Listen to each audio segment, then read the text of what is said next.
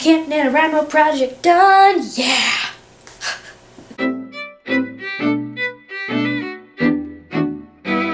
Hola mis amigues, Camp NaNoWriMo. Welcome back to Karina's Adventures, where I enjoy sharing with you, my fellow writers, the things that I've learned along this journey of writing. So this year, for the first time, I participated in Camp NaNoWriMo, and actually, I really enjoyed it.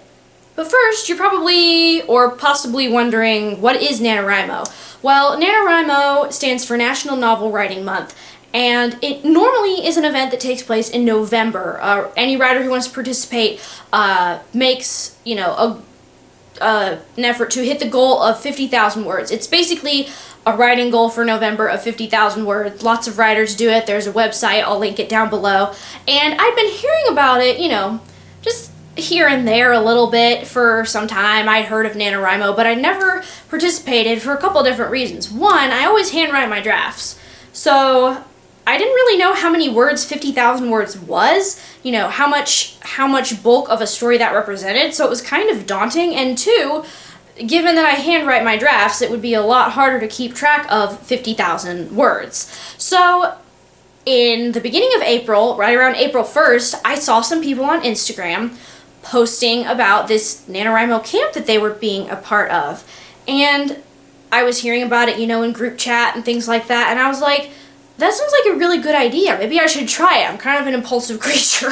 So, in Camp NaNoWriMo, which takes place in April, you can set any goal that you want. And it's kind of just another fun NaNoWriMo event. I originally set a goal of 10,000 words. I ended up changing it to 30,000 words because 10,000 words was kind of, I just wanted to get more done, and it was kind of going a little too fast, so I bumped it up to 30,000 words. 50,000 words still seems like a whole lot, though.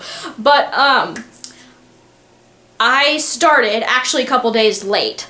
But I thought in this video I would just kind of tell you what things were different about doing Camp NaNoWriMo versus my normal writing process when I'm just writing whenever I want, whatever I want. And what was the same, and also kind of what my main takeaway was from participating in this very fun event. So first, what was different? Well, a lot of things were different, whether because of necessity or because I chose to.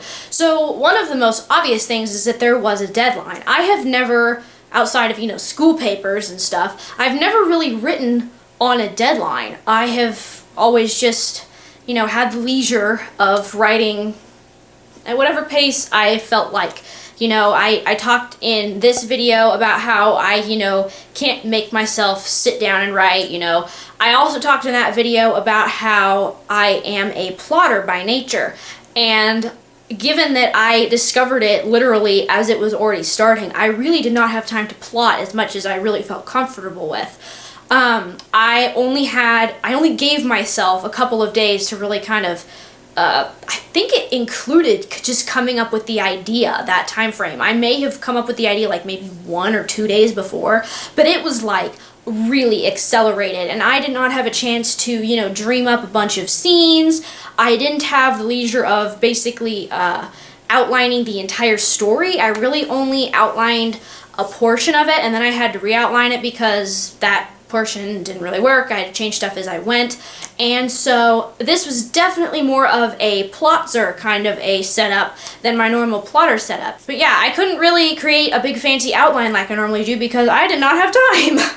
So another thing is that I chose deliberately to kind of try some things in this story and create a story that if it were not for Camp NaNoWriMo, I would probably never finish because it's very daunting to me, and it's the kind of stories that I have tended to get stuck on or not have turned out very good in the past. And this would maybe help me just like write one, experiment, see what I thought. One of those things was writing in the first person. As I also mentioned in this video, I always write in the third person, so I decided I wanted to write in the first person. Not only that, but I decided based on the structure of the story that I was going to head hop between the two main characters in the first person.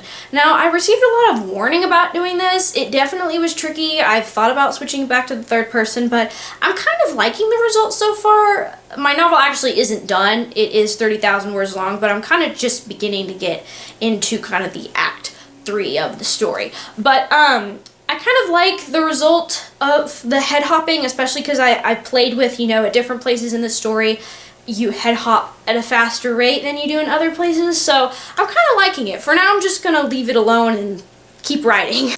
The other thing is that I chose to write it in fantasy genre. Now, it's not like your conventional fantasy. There isn't actually any magic in it. It's just kind of a fantasy vibe in the world, and there's dragons, but there isn't actually anything magical. There's no like magical creatures or magical people. I did kind of try to make it feel a little bit more fantasy in like the mountains, and there's these poisonous rivers and fog, and the trees are kind of bluish, and kind of just a more creative and imaginative world. There's secret passageways. That was really important. I really like secret passageways.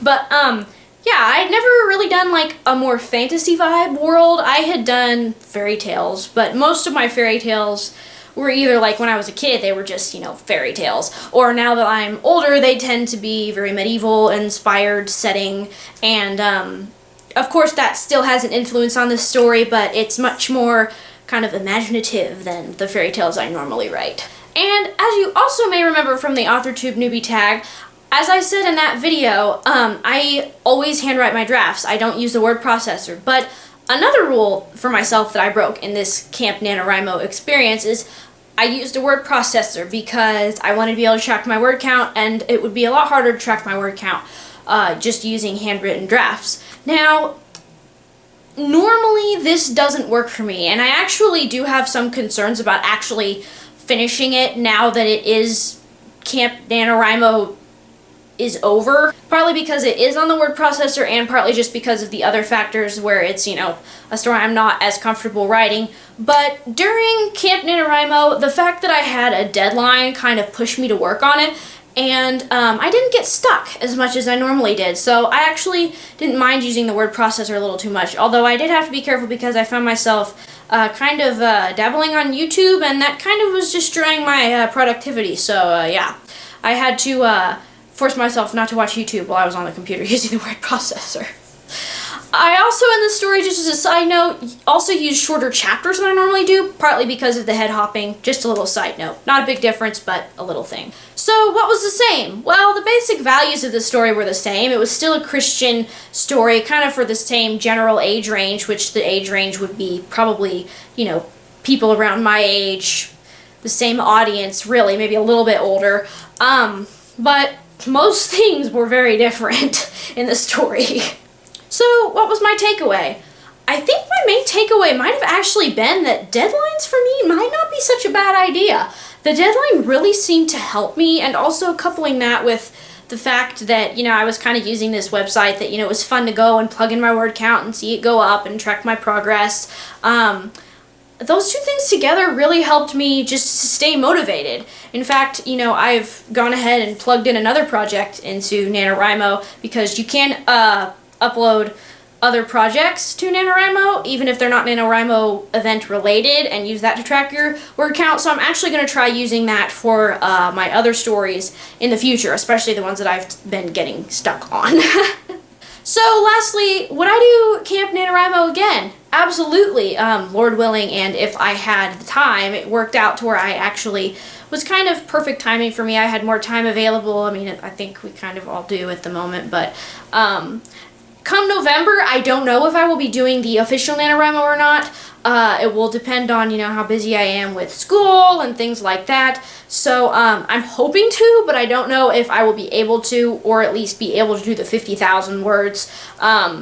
We will see. We will see. I hope you enjoyed this video. I know I don't normally do writing vlogs, but Camp NaNoWriMo was such a fun and different experience that I thought maybe you guys would like to hear about it. Comment down below if you have used NaNoWriMo, about how your experience went, and what you thought about NaNoWriMo or Camp NaNoWriMo. Make sure to follow me on Instagram and Pinterest at Karina's Adventures, and I will see you next time. Adios mis amigas y Dios te bendiga. Have a blessed day and happy writing.